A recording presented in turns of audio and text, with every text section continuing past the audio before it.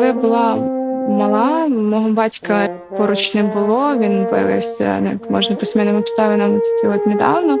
І мене виховувала бабуся з дідусем, тому музику я полюбила з дитинства. І не дивлячись, наприклад, а вже от як побачила, як звучить фортепіано, я вже все фортепіано і пішла-поїхала.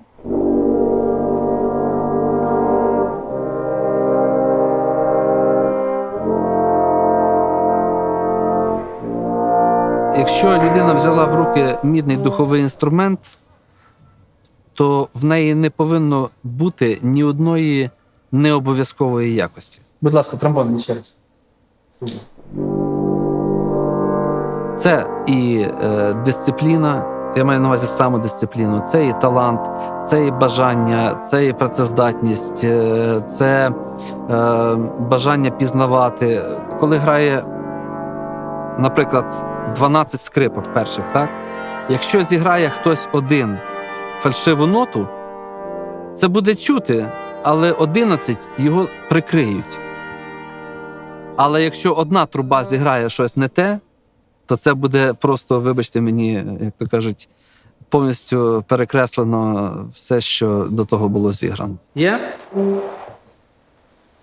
Так, як написано в нотах, ми так і граємо зараз.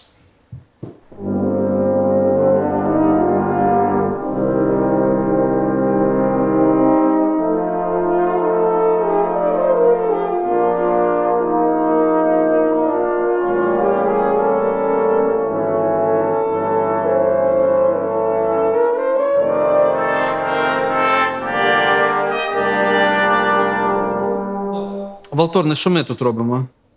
Труби в будь-якому випадку вони знаходяться теситурно над вами, їх буде чути, але ви повинні тримати. Можна мені з 9-ї цифри зараз? Валторна теоретично самий важкий мідний духовий інструмент в технологічному плані.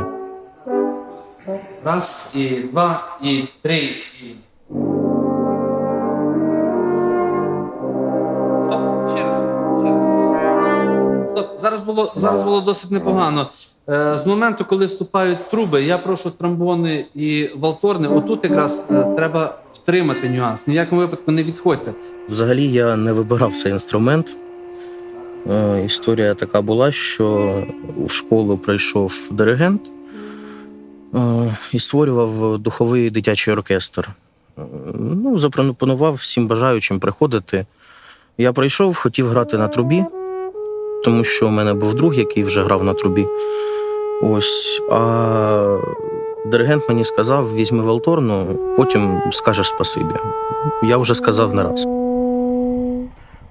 Якщо ми говоримо про мідні духові інструменти, то брас застосовувався завжди в контексті, коли треба було показати якусь таку дуже вагому роль, особливо коли треба було якусь там чи помпезність, чи навпаки якийсь дуже серйозний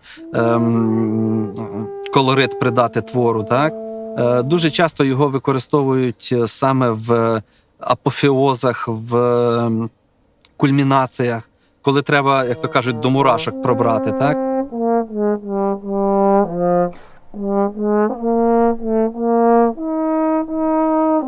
У мене вся сім'я музиканти, і кожен з сім'ї, з членів моєї сім'ї, відмовляв мене від цієї ідеї. Він казав, що ні, що завгодно, тільки не музика. Степане, що завгодно, я не знаю, футбол, міліціонером іди, пожежником, космонавтом, але тільки не музика. Але так склалося, що я тут, я з тромбоном. Ну, мне тут нравится, это как бы одна большая семья. Я уже немножко стал старше, уже уехал из дома давно, и работа, вся вот эта рутина, учеба, и ты становишься как робот. Ты перестаешь получать удовольствие от того, что ты делаешь. Ты приходишь, играешь из программы в программу, приходишь на специальность, отыгрываешь, а сюда приезжаешь, и ты смотришь на всех людей, на маленьких деток, которые приезжают, стараются, ты видишь, как у всех горят глаза, и у тебя тоже появляется желание как-то развиваться, ты вдохновляешься чем-то, и это мотивирует на какую-то дальнейшую работу. Дуже живий колектив, молоді музиканти, які якось змотивовані не тільки на гроші заробіток, а на мистецтво, на музику саме. Мені 26, тобто я ще хочу якось не тільки заробляти гроші, але й щось творити. Тобто я музикант, якби хочу грати музику. Спочатку ми ще не привикли одне до одного, і кожен грає там, як він грає, а поступово вже до кінця репетицій і інших ми вже більш слухаємо одне одного, як і граємо, вже відчуваємо одне одного. Загалом дуже рідко можна зустріти, коли у симфонічному оркестрі, у складі симфонічного оркестру більше 5 молодих музикантів. Зазвичай це вже сформований колектив, де сидять люди, сформовані там морально, професійно, 30+, 40+. І коли ти 70+. І саме 80+. тут, в ЮСО, круто, що всі на одній хвилі. Це загалом цікавий організм, я не знаю, коли збираються більше, ніж 30 людей і разом щось будують, щось цікаве. Звичайний день проходить так. Починаємо ми зазвичай зранку, тому що зранку організм пробуджується, і, відповідно, треба його одразу налаштувати на роботу з інструментом. Тобто зранку зазвичай, коли ти просинаєшся, першим ділом робляться дихальні вправи. Так як в нас трубачів, це дуже важливо.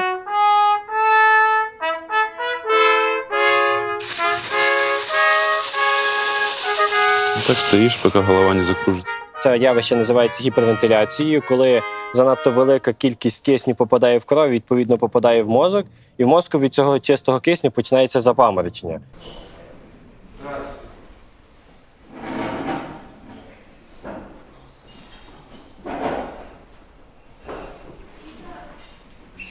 Потім обов'язковою фазою є добрий сніданок, тому що робота легень вимагає сильної енергії, і організм виснажується, якщо робити це все на голодний шлунок.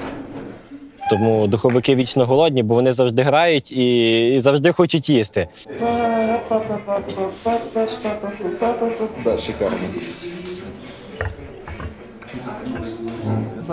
Труба — это такой инструмент, что ты можешь играть везде. Хоть сам, соло, под любой минус.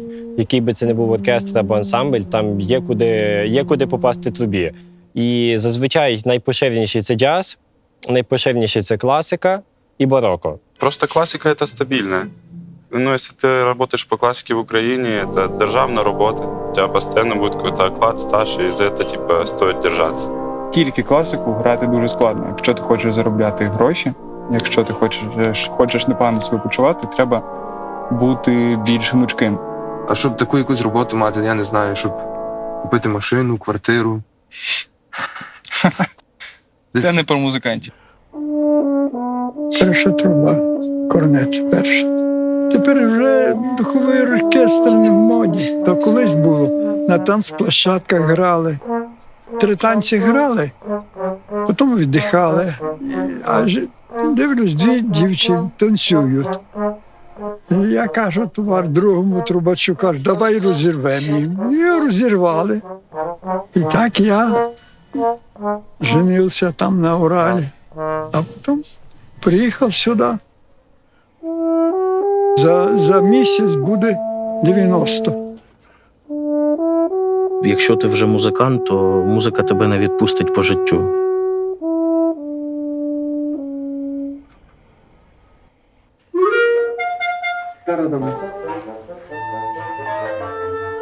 Дерев'яні духові інструменти, то в першу чергу це є акварель оркестру, це є екзотика, тому що гобой, флейта, фагот, кларнет – різні тембри, які дають ту красоту звучання.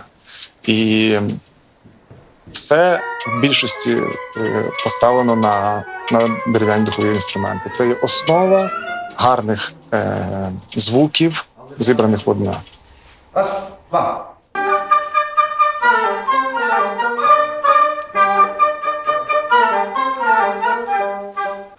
Флейта, певно, це ж найвищий дерев'яний духовий. Вона відрізняється від всіх тим, що вона з металу, але вона належить до дерев'яних духових.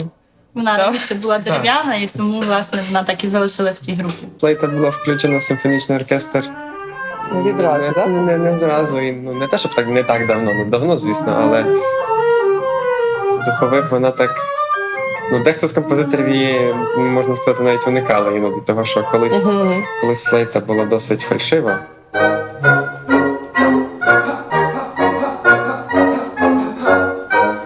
Гобої це трошки нижчий по реєстру інструмент, але теж відноситься до високого дерева. І так само дуже важливий тембр в оркестрі. Дуже цікавий, оригінальний, такого більше не почуєш. Якщо флейту ще можна спутати з скрипочкою десь там. Власне, гобой це так само, як основа така оркестру, фактично, симфонічна. Без гобоя Навіть на Також нам, певне, пощастило пощастило, мені не знаю, серед дерев'яних духових вони всі інші мають трості, так, які залежать від погоди, залежать від тиску, від чого ще залежать, а ми не маємо одні такі в оркестрі, що не маємо тростей, не маємо проблем. Я очень люблю всех русских классиков. Бородин, Чайковский, Римский-Корсаков. Там просто очень много игры у труб. Так, вони любили трубачів. Это все эффектно звучит. И Наша передова найбільшими тому, що ми можемо собі підібрати музику, яка дійсно відповідає нашому настрою. Бо коли переграв велику кількість музики, ти вже знаєш, що сидиш, слухаєш це, у тебе буде такий настрій. Або якщо ти хочеш підсилити свій настрій, ти собі включаєш це. Або якщо в тебе сумний, ти думаєш, чекай, що такого веселенького би послухати. Тобто, ти вже маєш просто цю бібліотеку в голові, і ти просто витягуєш те, що тобі подобається, відкриваєш і насолоджуєшся.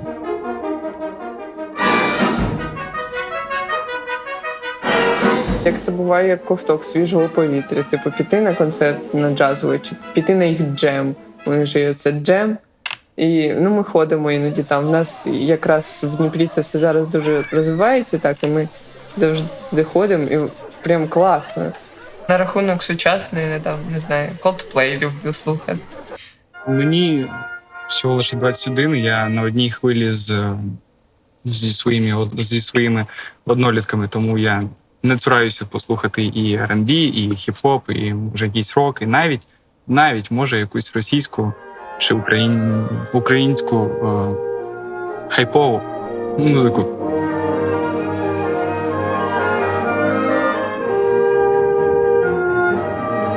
Класична музика. Це таке загальне ніби поняття. Є ж різні епохи, тобто імпресіонізм. Класична музика це як надбання. означення усього. Тобто є епохи все ж різні. І вони такі різні, що я там вмикаю щось, і моя старша сестра каже: «Вау, а що це?» А я кажу: «Це DBC». І вона така: «Круто!» Зрештою, там Бітлз так само можна сказати, що це класична в певній мірі музика. Так. Але це не класика. Тобто це не класицизм. Але музика класична. Так. Олівець сховає. Так. Сідай. Як ми розсілися, як в оркестрі. Я тут сиджу завжди. Насправді класична музика, вона досить, каже, що там обмежена, є там всі закони, і ніхто не може їх порушувати, і через це вона нудна, але для мене музика класична, там барокова, ці давні всякі епохи, це як математика. Да. А ніхто не скаже, що математика обмежена і закон є. 2 плюс 2 – це 4. Настільки математично, настільки точно музику, взагалі настільки передати точно музику.